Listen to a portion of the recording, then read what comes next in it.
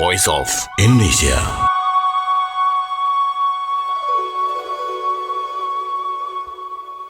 Seperti saya sampaikan, kalau hari ini kita akan ngobrol-ngobrol bersama dengan Mbak Angel Eva Christine. Mbak Angel ini merupakan founder dari Jejak Aisyah. Kita mau ngobrol-ngobrol nih mengenai inovasi dalam jumputan. Jumputan ini adalah tie-dye asli Indonesia ya. Hampir di beberapa negara berbagai kebudayaan kan punya tie-dye. Tapi kalau ngomongin tie-dye-nya Indonesia, ya jumputan ini salah satunya. Nah, kita mau ngobrol langsung dengan Mbak Angel, founder dari Jejak Aisyah. Langsung saja saya sapa. Ini Mbak Angel nih sudah cantik banget nih pakai pakaiannya nih. Pakai jumputan bukan nih Mbak Angel? Iya, ini adalah inovasi terbaru, jumputan dengan ulos. Mbak Angel, boleh diceritakan gak sih ini yang Mbak Angel pakai ini apa nih? Yang saya pakai ini adalah inovasi terbaru dari Jejak Aisyah. Ini jumputan, kemudian ini ulos, dipadukan dengan ulos. Oh, oke. Ya, Jadi ini Namora Collection. Namora itu bahasa Batak artinya kekayaan. Jadi ini jumputan dan ini ulos. Oke, jadi Jejak Aisyah ini ternyata nggak cuma Palembang aja, tetapi juga memperkenalkan wastra-wastra dari seluruh Indonesia, gitu ya Mbak Angel ya? Betul. Jadi Jejak Aisyah ini sebenarnya adalah sebuah gerakan yang mensupport pengrajin Indonesia. Khususnya perempuan, karena perajin kain biasanya perempuan ya? Iya, khususnya perempuan dan khususnya Palembang karena saya sekarang stay di Palembang gitu. Jadi sebenarnya memang 80%-nya jumputan, tapi jumputan ini kita padukan dengan berbagai kain di Indonesia. Oh gitu. Oke, ini jadi kalau pendengar Voice of Indonesia nggak cuma dengerin tapi juga nonton lewat streaming. Ini selain Mbak Angel pakai juga ada yang di kain yang di belakangnya ya, Mbak Angel, sama yang di sampingnya. Ini sama juga jumputan atau gimana? Sama ya? Kalau ini jumputan, namanya jumputan Prada. Ini jumputan Prada. Kemudian yang di belakang itu ada jumputan titik 7 dan titik 9. Jadi motifnya ada titik 7, ada titik 9. Oke. Kan kalau jumputan ini bisa disebut sebagai batik juga nggak sih Mbak sebetulnya? Enggak, karena ya, beda ya, tekniknya beda. Untuk membuat jumputan tuh berbeda dengan batik. Jadi sebenarnya nggak bisa dibilang batik gitu. Cuman Indonesia menurut saya nggak hanya batik kan, jadi Indonesia banyak banget, termasuk salah satunya yang tradisional yang bisa kita pakai adalah jumputan seperti yang saya pakai. Cantik banget ya, warnanya juga tuh. Nah, boleh dong Mbak Angel diceritain sejak kapan ini Jejak Aisyah, karena aku sempat dengar juga nih tahun lalu bikin trunk show ya di MRT. Seru banget. LRT. Iya, jadi Jejak Aisyah ini sebenarnya ada di pandemi justru Mbak. Jadi waktu pandemi banyak sekali pengrajin ya itu ternyata berkeluh kesah tentang semua toko tutup sehingga mereka nggak ada pemasukan. Jadi mulai dari situ saya coba mengkolek gitu ya kain-kainnya. Kemudian dengan kekuatan sosial media, dengan kekuatan online digital, saya mendistribusikan kain-kain tersebut kepada teman-teman saya di luar Palembang. Kemudian mereka excited sekali karena kain handmade kan. Sehelai kain ini minimal 7 hari pembuatannya. Jadi mereka benar-benar excited. Kemudian akhirnya mereka senang dengan kain-kain tersebut, apalagi saya buat masker. Dan masker ini sampai ke Amerika, Singapura waktu itu ya. Jadi tiba-tiba booming, akhirnya saya buat Jejak Aisyah. Jejak Aisyah itu sebenarnya adalah gerakan atau jejak untuk meninggalkan kebaikan. Aisyah itu nama saya sebenarnya ya. Nah, setelah itu ya berlanjut sampai sekarang. Gitu. Oke, jadi Mbak Angel ini memberdayakan kalau untuk di Palembang sendiri ya. Ada berapa pengrajin yang berada di bawah Mbak Angel? Banyak. Saya tidak membawahi pengrajin, tapi pengrajin manapun bebas untuk mengirimkan desain-desainnya ke saya. Bebas mengirimkan desain-desainnya ke saya. Dan tahun lalu memang tepatnya di bulan April dalam rangka Hari Kartini saya buat fashion show pertama di Sumatera Selatan di dalam kereta LRT yang berjalan. Yang saya fashion show kan adalah jemputan dengan ulos Namora Collection di LRT dengan membawa Serikandi Kota Palembang dengan dibawakan oleh perempuan-perempuan yang berdaya di Kota Palembang. Oke, keren banget. Nah, ini tadi kan sempat dibilang kalau untuk membuat satu kainnya itu butuh waktu 7 hari. Dan 7 hari itu tentu bukan waktu yang singkat ya untuk bisa menghasilkan satu karya yang luar biasa cantiknya gitu. Nah, kalau ada yang bilang bahwa memang kain tradisi itu harganya harus mahal. Itu yang seharusnya diberi pengertian atau gimana? Atau kalau untuk kain-kain yang ada di Jejak Aisyah, kalau kita boleh tahu itu dari harga berapa sampai berapa? Apakah cukup terjangkau atau memang kita harus mengerti bahwa memang membutuhkan effort yang besar? Kebetulan kita lagi ada cuci gudang. Untuk sekarang gitu ya. Jadi harga kainnya itu mulai dari Rp150.000. Oh, dan itu betul-betul handmade ya? Harganya mulai dari Rp150.000, tapi harga produk kami mulai dari Rp10.000. Untuk yang masker kali ya? Enggak, ikat rambut. Oh, ikat rambut. Ikat rambut. Kalau masker sekarang kita nggak ada produksi lagi. Jadi ikat rambut. Sekarang ikat rambut itu mulai dari Rp10.000. Nah, sekarang kita ada cuci gudang. Kita sekarang lagi ada cuci gudang di awal tahun. Kain dari Rp1.000.000 jadi Rp150.000. Aduh, Mbak Angel, nanti ini kita yang denger nih, apalagi perempuan-perempuan nih ya. Jadi langsung tergiur. Tapi Mbak Angel, kalau untuk proses pembuatannya sendiri, untuk tie-dye-nya itu sendiri, apakah sama seperti yang biasa dibuat gitu ya oleh berbagai jenis kebudayaan yang lain, atau ada perbedaan kalau untuk Palembang? Kalau untuk pembuatannya, kalau jemputan itu dia dengan mengikat, terus mempola, ya menjumput, kemudian mewarnai, akhirnya jadilah sebuah kain yang indah. Oke, jadi kenapa sampai lama banget gitu, Mbak? Di bagian mananya sampai ya? 7 hari. Karena prosesnya. Jadi proses mengikat itu paling lama, Mbak Sekar. Mengikat. Jadi satu persatu. Nih, apalagi yang ini itu 3 bulan loh. Yang di sebelah saya ini 3 bulan. Oh, oke. Karena ini Prada. Ya, jadi ini berkali-kali ya proses pembuatannya. Setelah menjumput, kita membuat benang emasnya.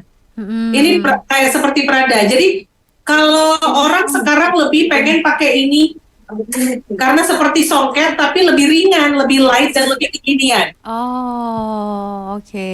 Ini prosesnya 3 bulan. Jadi setiap pola ini diikat satu persatu. Oh, oke. Ya karena polanya itu emang susah ya, Mbak ya. Maksudnya cukup complicated, dan itu betul-betul satu pola banget untuk diikat. Iya, semua pola yang dijumput itu harus diikat supaya menghasilkan warna yang indah. Oke, ini tuh berarti ya kalau 7 hari itu udah cepet banget ya hitungannya ya? Oh, cepat, itu minimal. Itu minimal ya? 7 hari dalam sehelai kain. Kalau warna memang kalau jemputan itu lebih banyak kayak dua warna gitu ya? Nggak seperti mungkin. Kalau jemputan sih lebih banyak, ada banyak sih. Ada yang banyak warna, gradasi, itu memang tergantung kita pengennya warna seperti apa. Oke.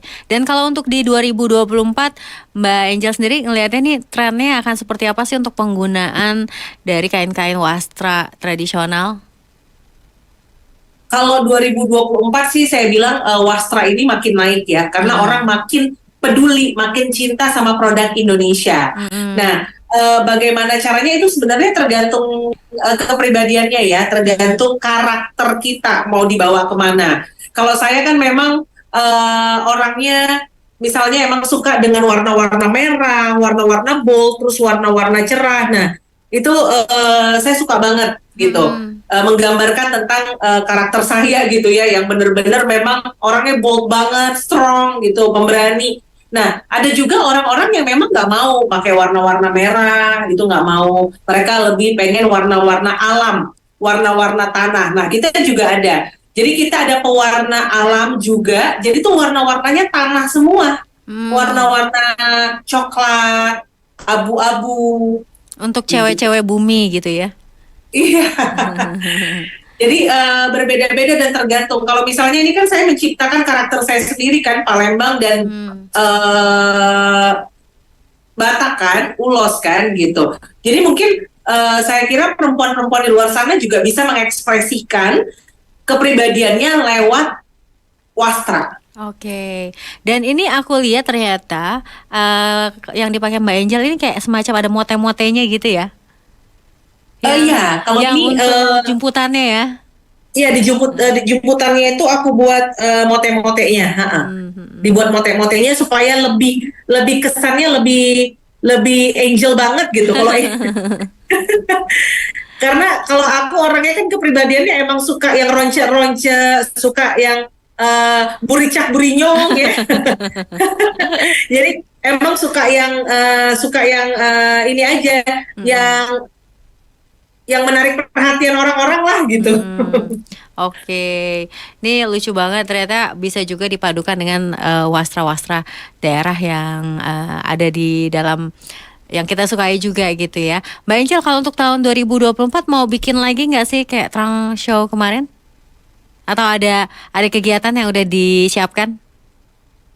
2024 ini ya insya Allah nanti ada beberapa mungkin campaign dan event untuk Wastra ini sendiri.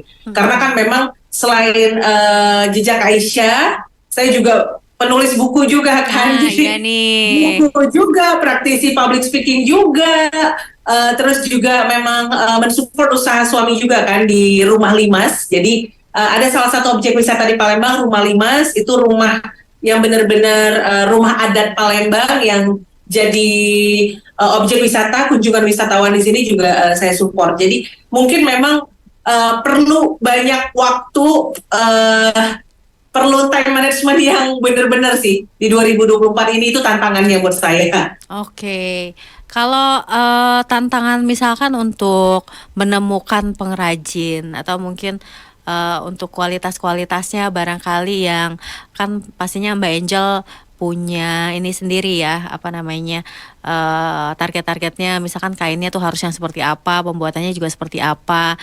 Nah, ada tantangan nggak sih semakin kesini tuh dalam memajukan kain-kain tradisi ini? Oke, itu memang tantangan ya, tantangan dari dulu. Karena misalnya dari Jepang pengen ada 1.000 kain. Tapi kami nggak sanggup. Karena kami handmade.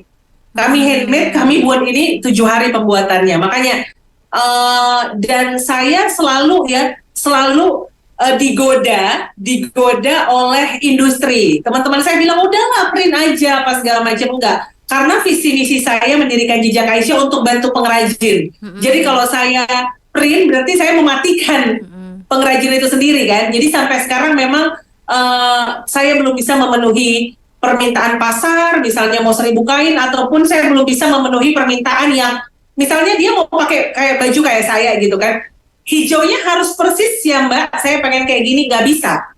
Karena kita handmade, kita nggak tahu racikan hari ini warnanya jadi apa, besok kita samain juga itu racikan warnanya itu bisa berbeda Mbak Sekar. Nggak bisa sama. Jadi handmade itu satupun di dunia ini nggak ada yang bisa sama persis. Jadi ini kalau misalnya nih yang di samping ini kan warna merahnya tuh bagus banget gitu ya. Jadi itu kayak semacam kebetulan gitu Mbak Angel. Iya, jadi kalau misalnya nih ya ada yang udah beli ini misalnya, terus dia lihat temennya pengen persis sama kayak gini, nggak bisa Mbak. Pasti ada perbedaannya. Mungkin ini dia lebih light ya, lebih ringan. Mungkin nanti temennya dapat yang lebih marun. Karena hasil racikan tangan hari ini dengan warna yang sama pasti berbeda dengan racikan esok hari. Walaupun orangnya sama gitu. Iya, walaupun orangnya sama, walaupun tangannya sama, pasti ada sedikit perbedaan. Meskipun mungkin sama ya, tapi nggak persis. Ini lucunya ya, jadi kayak surprise gitu ya, warnanya bakalan kayak apa gitu ya. Bener. Jadi itu juga karena ada beberapa desainer juga yang meminta untuk fashion show, untuk kebutuhan fashion show, sehingga dia butuh warna yang benar-benar saya pengen yang kayak gini ya gitu. Gak bisa. Mm-mm. Oke, jadi untuk keperluan seragam dan Belum masing-masing itu bisa. pasti akan ada bedanya. Tapi justru di situ letaknya keunikannya. Jadi kayak bajuku nggak akan sama loh dengan yang lain karena pasti ada beda-bedanya gitu ya gradasinya Benar. ya. Benar, benar. Jadi handmade itu nggak akan ada yang sama, samain di dunia ini nggak akan ada yang sama sih, Oke, gitu.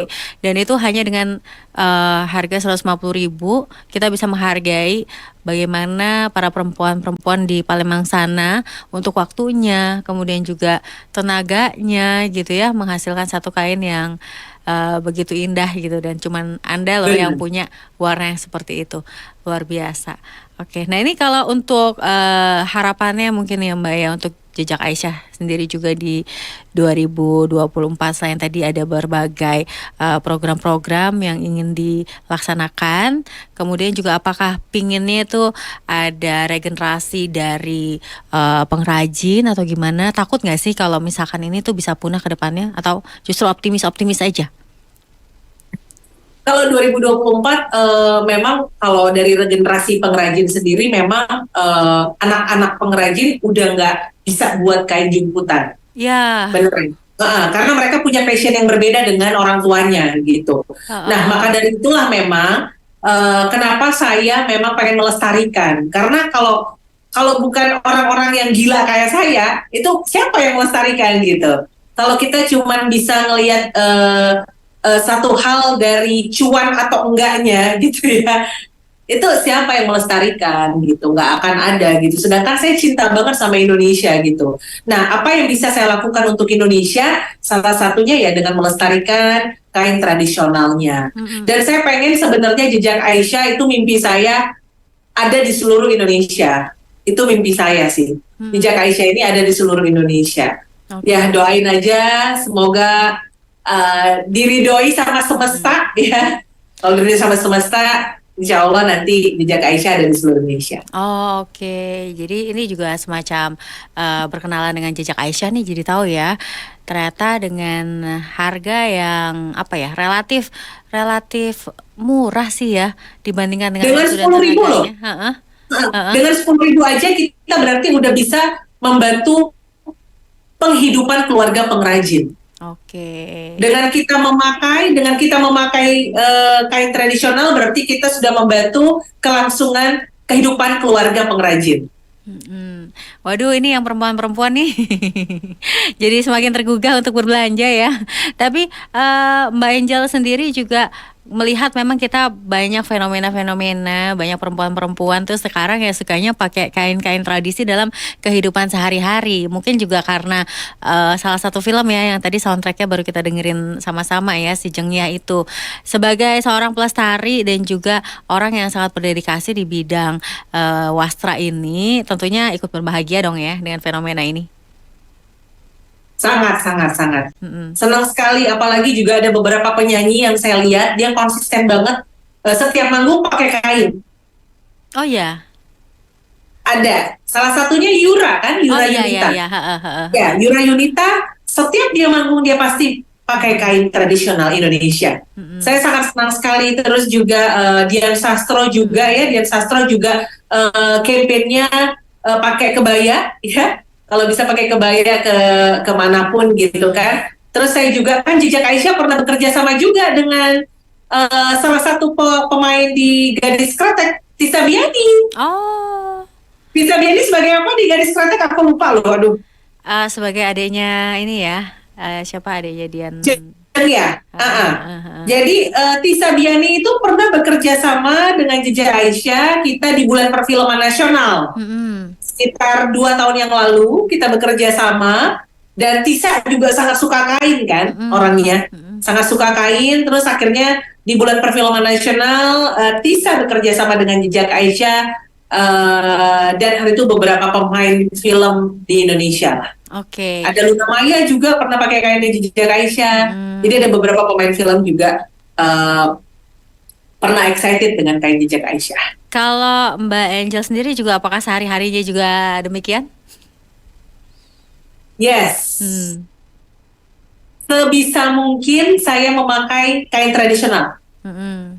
Oke, keren-keren. Tapi aku sendiri kan, ya mungkin karena aku juga dari Jawa ya, aku sendiri belum pernah pakai ya kalau shawl-shawl gitu yang jemputan oke lah ya. Tapi kalau untuk kain jemputan dipergunakan misalkan sebagai apa ya, kan banyak ya yang cuma dililit-lilit aja gitu.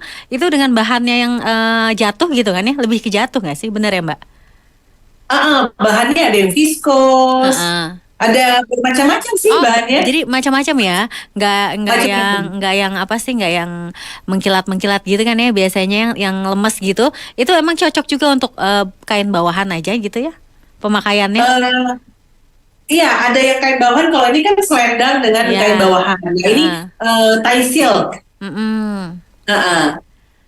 Terus yang ini viskos. Yang saya pakai ini juga viskos Mm-mm. namanya. Selain dipakai sama Mbak Angel sebagai blus gini, Mbak Angel ada rekomendasi nggak sih buat kita yang mau makainya tapi nggak apa ya, mungkin nggak yang kepribadiannya nggak suka terlalu mencolok gitu ya, yang mungkin yang agak malu-malu tapi pengen pakai kain kemana-mana gitu, atau pakai wastra. Gimana nih Mbak untuk rekomendasinya pemakaian dari jumputan? Kalau pemakaian dari jemputan sih sesuai dengan karakter kita aja sih. Mm-mm. Jadi sebenarnya satu helai kain ini bisa dipakai sebagai kain bawahan, Uh-uh. ya. Terus bisa juga dipakai sebagai selendang. Oh, jadi Sebenarnya, satu yang bawah itu satu kain bisa cukup untuk ini ya, bawahan gitu. Cukup ya? iya, Dililit cukup. aja gitu bisa cukup. Iya. Nah ini kan seperti ini misalnya. Nah ini kain bawahan. Mm-mm, mm-mm, Terus bisa dipakai untuk selendang. mm-mm, Baru kita bisa jahit mm-mm, menjadi baju. Baru banyak hal. Kita juga ada scarf. mm-mm, Ini scarf, mm-mm. scarf. Oke. Scarf itu bisa dipakai sebagai hijab, Mm-mm, sebagai selendang, sama sebagai scarf juga. Jadi sebenarnya uniknya dari kain jumputan ini bisa diapain aja, Mbak. mm-mm. Uniknya dari kain jumputan ini bisa diapain aja. Oke. Baik, dan iya, abis ini tuh kayaknya ngelihat Mbak Angel terlihat cantik gitu ya, pakai kain wastra tradisional. Ini pasti perempuan-perempuan yang nonton, perempuan-perempuan Indonesia, apalagi diaspora Indonesia yang ada di luar negeri nih ya. Jadi semoga jadi terinspirasi ya untuk pakai wastra-wastra juga Amin, ya, amin. seperti itu ya. Terakhir Mbak Angel, ini karena seru banget ya ngobrol, nggak kerasa loh ternyata kita ngobrol sudah cukup lama. Ada harapan pesan-pesan untuk para pendengar Voice of Indonesia, terutama perempuan-perempuan, kemudian juga para pengrajin yang ataupun juga yang bergerak di bidang pelestarian budaya. Ada pesan-pesannya, Mbak? Pesan-pesan saya adalah apa yang bisa kita lakukan untuk Indonesia sih sebenarnya ya, negara kita yang tercinta ini. Nah sebenarnya kita bisa melakukan dengan sedikit saja ya. Dengan memakai kain tradisional Indonesia berarti kita pertama menyelamatkan keluarga pengrajin. Yang kedua, kita menyelamatkan budaya Indonesia. Yang ketiga, kita menyelamatkan perekonomian Indonesia. Karena dengan kita mensupport kain tradisional, dengan mensupport UMKM, berarti produk-produk lokal itu akan naik penjualannya dan menyelamatkan perekonomian negara kita. Oke, dan kalau kata aku sih kalau pakai saya sama halnya kayak batik ya, pakai jemputan pun juga untuk segala macam suasana atau kegiatan itu pun juga bisa disesuaikan ya Mbak Angel ya, nggak akan pernah salah. Benar, benar, benar. Itu dia. Jadi menurut saya kain tradisional apapun itu ya, Indonesia nggak hanya batik.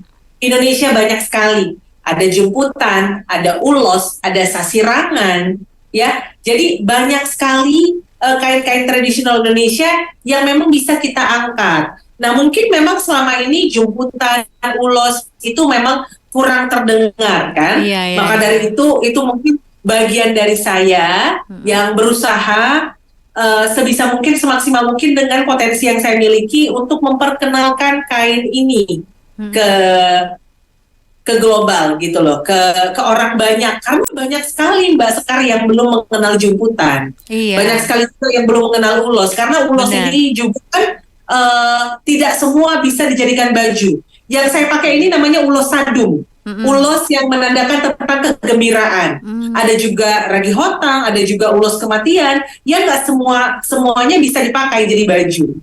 Gitu. Jadi banyak sekali sebenarnya kain-kain tradisional Indonesia yang sebenarnya bisa kita pakai kapanpun itu gitu. Oke, oke deh. Abis ini kayaknya aku mau coba ya. Ada unsur-unsur kain-kain tradisionalnya ya. Minimal kayak di ikat rambut gitu ya, atau kayak misalkan di shawl-shawl atau hal-hal kecil. Dan ternyata kita jadi tahu ya, kalau misalkan si kain jemputan ini juga bisa digunakan dalam kegiatan sehari-hari gitu ya. Bisa jadi rok aja gitu ya, kalau nggak mau dijahit ya, dililit dan sebagainya. Makasih loh Mbak Angel sudah memberikan inspirasi dan juga sudah berbagi untuk Voice of Indonesia. Nanti kapan-kapan kita bisa ngobrol lagi di lain kesempatan ya Mbak Angel ya. Terima kasih banyak Mbak Sekar. Terima kasih Mbak Angel dan juga teman-teman di Jejak Aisyah. Semoga upaya Mbak Angel dan juga teman-teman bukan hanya sampai di Palembang aja, tapi juga semangatnya bisa menginspirasi semua pendengar RRI Voice of Indonesia yang ada di seluruh Indonesia dan juga mungkin yang saat ini sedang mendengarkan di luar negeri melalui streaming. Terima kasih sekali lagi Mbak Angel. Salam sehat. Voice of Indonesia.